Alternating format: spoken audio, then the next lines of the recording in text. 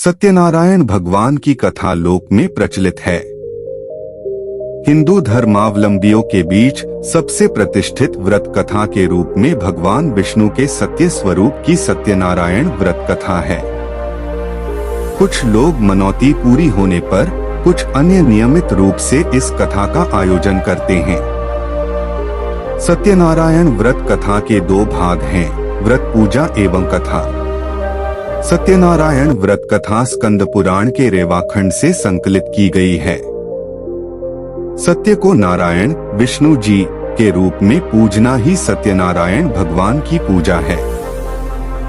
इसका दूसरा अर्थ यह है कि संसार में एकमात्र भगवान नारायण ही सत्य हैं, बाकी सब माया है। भगवान की पूजा कई रूपों में की जाती है, उनमें से भगवान का सत्यनारायण स्वरूप इस कथा में बताया गया है। इसके मूल पाठ में पाठांतर से लगभग 170 श्लोक संस्कृत भाषा में उपलब्ध है, जो 5 अध्यायों में बंटे हुए हैं।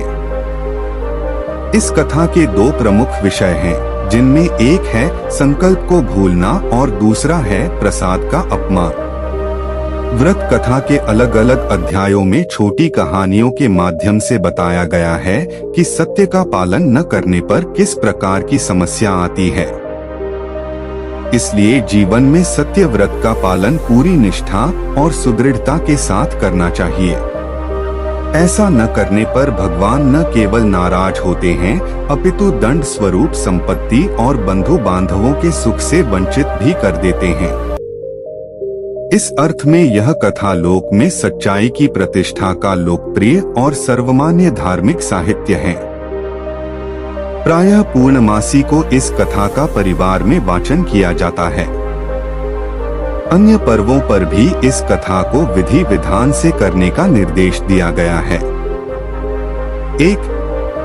इनकी पूजा में केले के पत्ते व फल के अतिरिक्त पंचामृत, पंचगव्य, सुपारी, पान, तिल, मोली, रोली, कुमकुम, दूर्वा की आवश्यकता होती है, जिनसे भगवान की पूजा होती है। सत्यनारायण की पूजा के लिए दूध, मधु, केला, गंगाजल, तुलसी पत्ता, मेवा मिलाकर पंचामृत बनाया जाता है, जो भगवान को अत्यंत प्रिय है। इन्हें प्रसाद के रूप में फल, मिष्टान के अतिरिक्त आटे को भूनकर उसमें चीनी मिलाकर एक प्रसाद बनता है, जिसे पंजीरी कहा जाता है, उसका भी भोग लगता है। विधि। सत्यनारायण व्रत कथा पुस्तिका के प्रथम अध्याय में यह बताया गया है कि सत्यनारायण भगवान की पूजा कैसे की जाए। संक्षेप में यह विधि निम्नलिखित है।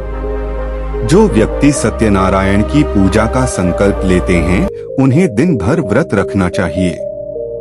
पूजन स्थल को गाय के गोबर से पवित्र करके वहां एक अल्पना बनाएं और उस पर पूजा की चौकी रखें।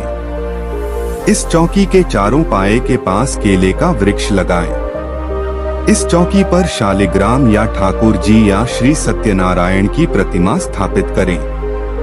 पूजा करते समय सबसे पहले गणपति की पूजा करें, फिर इंद्रादि दशदिक्पाल की और क्रमश पंच लोकपाल, सीता सहित राम लक्ष्मण की, राधा कृष्ण की। इनकी पूजा के पश्चात ठाकुर जी व सत्यनारायण की पूजा करें।